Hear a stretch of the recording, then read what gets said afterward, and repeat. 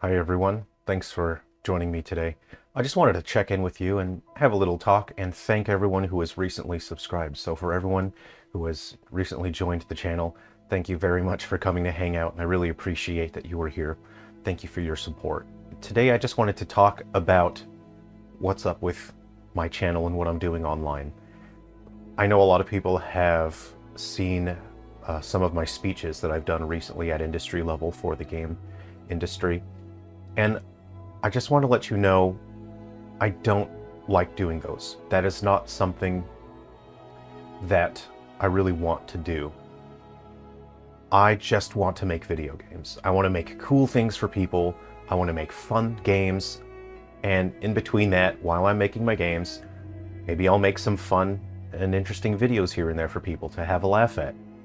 I don't like doing industry speeches because we are addressing topics that can be quite difficult to address, and it will earn me enemies.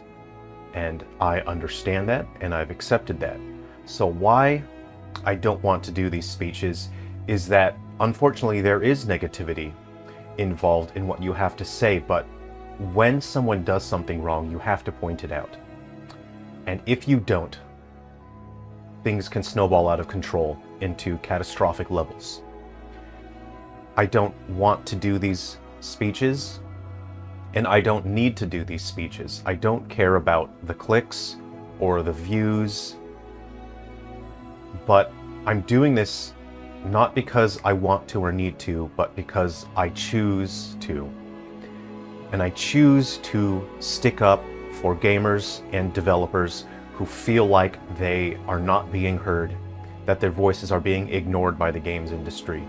And so that is why I'm doing these industry speeches. I am a solo developer.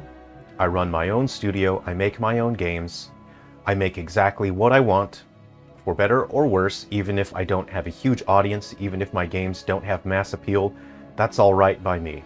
I like to explore sometimes weird ideas. Sometimes they don't always land, but I'm having a lot of fun with what I'm making.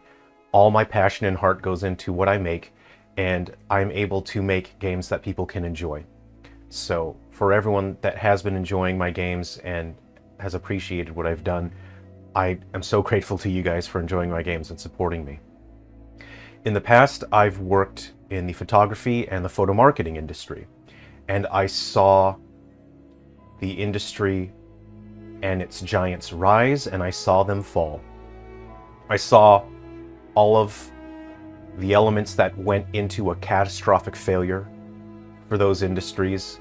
And at that point, I was working with industry veterans, and I was new. They threw me into the deep end to see if I would sink or swim. They wanted to see what I would do in a professional environment, and I learned from the very best. And unfortunately, I lacked the experience, the wisdom, and the confidence to do anything about the things that I saw going wrong. So what happened in the photography and photo marketing industry is people exactly like Kathleen Kennedy came into CEO roles and upper management, and they destroyed everything. And I couldn't understand it at the time. I didn't have enough experience and insight. And I understand now that this movement that we have been seeing over the past few years that they call feminism is not feminism. The only thing that I can describe it is neo-feminism. It is not about equality, it is about superiority. And I will get back to that topic later on in the video. But basically, these people enter spaces where they don't really have actual interest in. They just want control and a sense of power.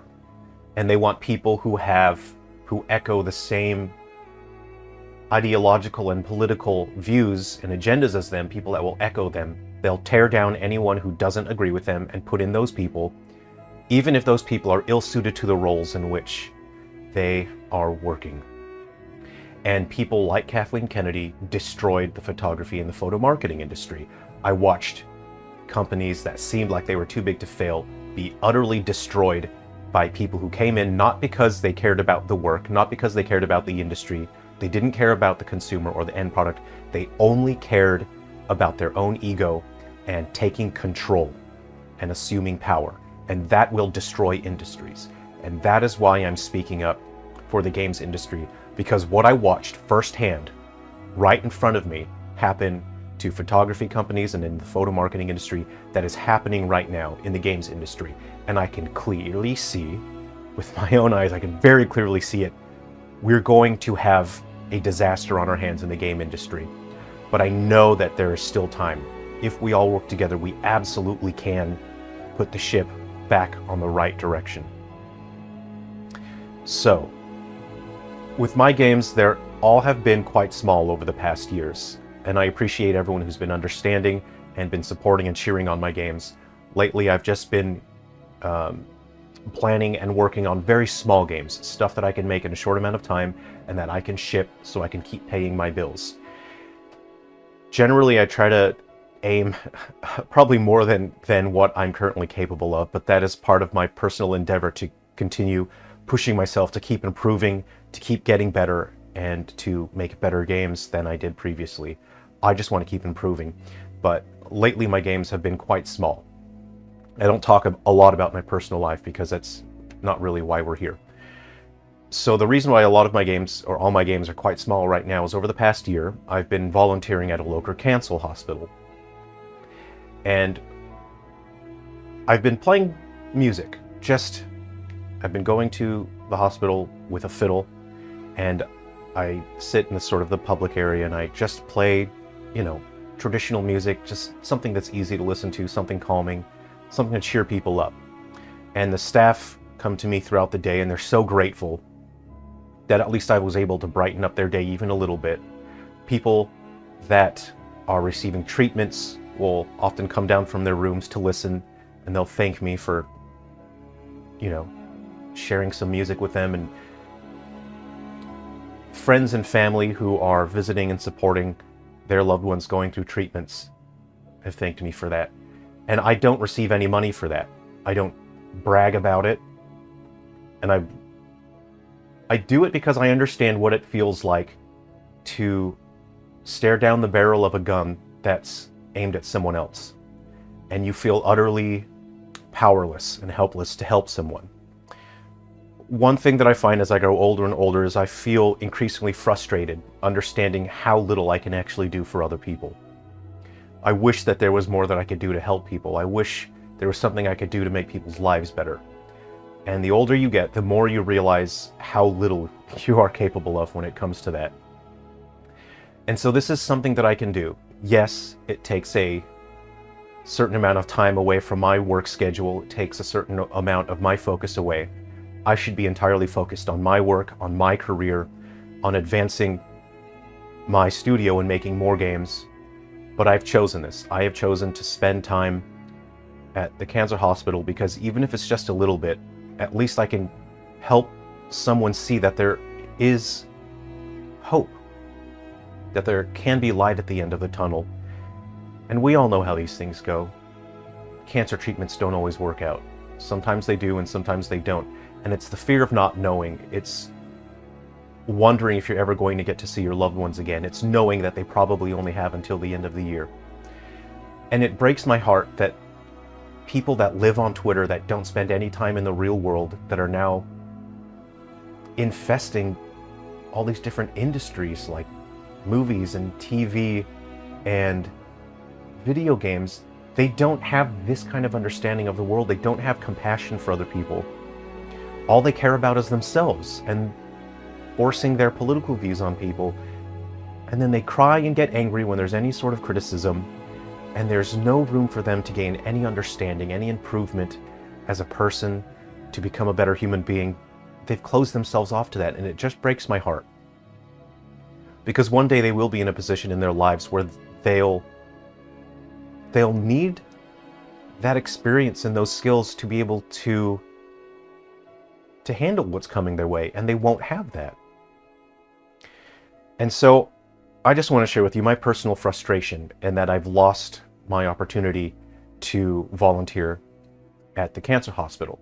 And the reason why I've lost that opportunity is because people from that woke community, the neo-feminists, who do not care about anything but taking control at all costs. They want control, they want power, they want to tear down men. They entered the sort of the arrangement at the hospital, and they wanted to have a tight control over everything. And anyone who did not bend the knee, they bullied and pushed out. And so I had been volunteering at the cancer hospital for about a year, and then these woke neo-feminists came in and assumed control and exerted their power in a way that made the environment unpleasant and unmanageable.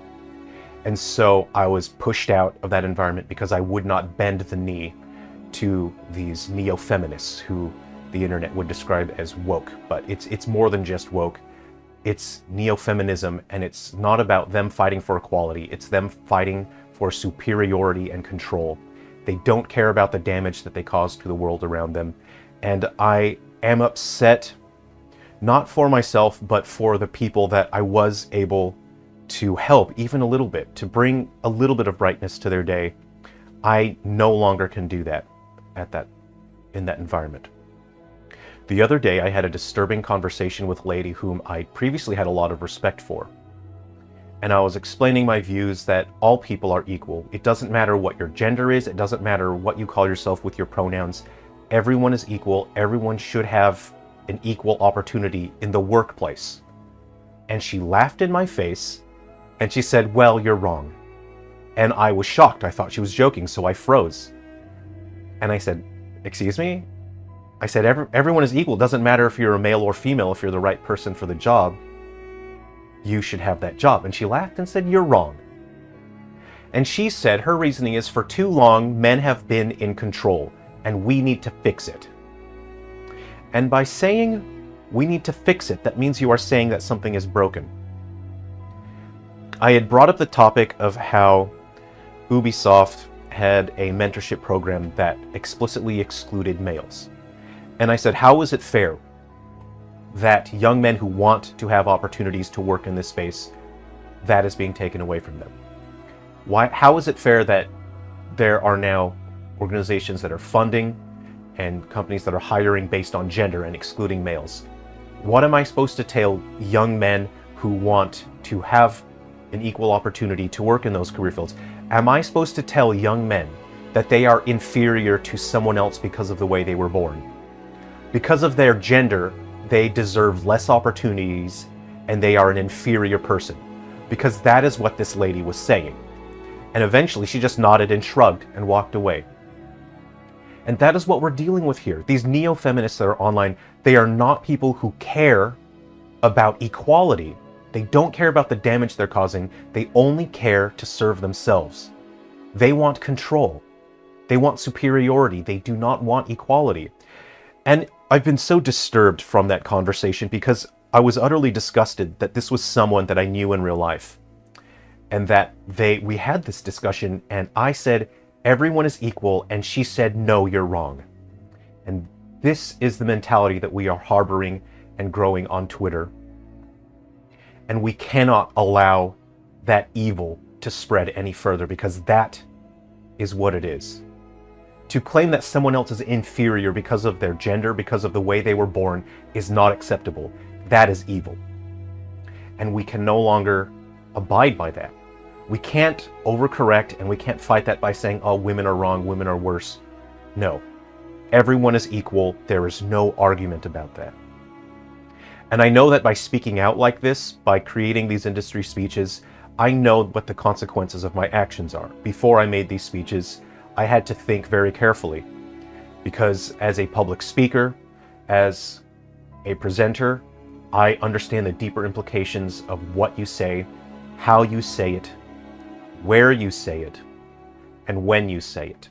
And I know that I am receiving personal attacks now. My works that I've created, my games, are being attacked. And I know that in the future I will be review bombed. Anything that I publish now will be negatively review bombed, and I will be criticized, and I have accepted that. There's only two things I could have done. I could have kept my mouth shut and done nothing, or I could have spoken up for the developers who are caught in this very unfortunate development in the industry, who do really believe in what they're working on. They really care. They want to make games using their passion and their skills and their art, and they're forced into these really awful situations.